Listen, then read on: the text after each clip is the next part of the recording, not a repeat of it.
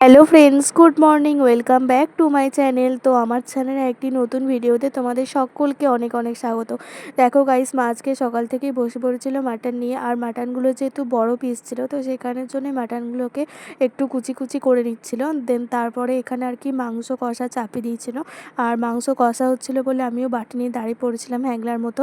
তো মা আর কি এখানে আমাকে কষা তুলে দিচ্ছিল। আর মায়ের হাতে মাংস কষা মানে তো বুঝতেই পারছো, একদম অপূর্ব একটা স্বাদ। তো আমি মানে যতবারই হয়, কারণ কষা মাংস না খেলে আমার ঠিক পেটটা ভরে না, যতই মাংস হোক না কেন। তো আমি আর কি কষা খাচ্ছিলাম। দেন তারপরে এখানে দেখো দুপুরে সবাই লাঞ্চ করছিল। আর আজকে আমাদের বাড়িতে মাংস ভাত আর একটা কী হয়েছিল। তো আমার আর কি প্রচুর খিদে পেয়ে গেছিলো। দেন তারপর আমি খেয়ে নিলাম। আর খেয়ে দিয়ে আমি চলে এলাম ওপরে, একটু পড়াশোনা করছিলাম। তো আমার পড়াশোনা করা হয়ে গেছিলো। আর পড়াশোনা করে এখানে দেখো আমি মানে একটু ফ্রেশ হয়ে নিয়েছিলাম। আর এখানে দেখছি দিদা জামা কাপড় সব শুকিয়ে গেছিলো, তো ওগুলো আর কি তুলতে এসেছিলো। তারপরে আমি একটু মানে সন্ধ্যের দিকে আর কি একটু খাজা খাচ্ছিলাম। তো এগুলো আর কি পিষিয়ে নিয়েছিলো। খাজাগুলো খুব দারুণ খেতে।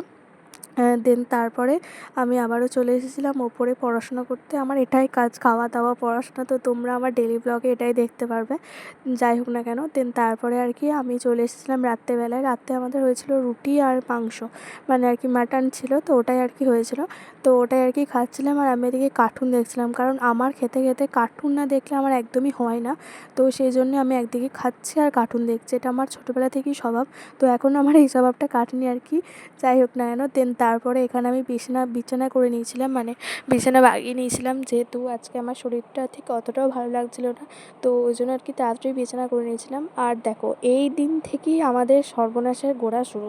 কারণ এই দিন থেকে, মানে আজকে আমি যেদিন থেকে ব্লগটা শুরু করছি, এই দিন থেকে হয়তো বৃষ্টিটা শুরু হয়েছিল। আর আমাদের গাছের দেখো সমস্ত আম মানে সব ঝরে পড়ে গেছে। এখানে দেখো কত ছোট ছোট আম পড়ে আছে। তো এগুলো থাকলে মানে প্রচুর বড় হতো। আর আমাদের গাছের আম সত্যি কথা বলতে অনেক ভালো খেতে।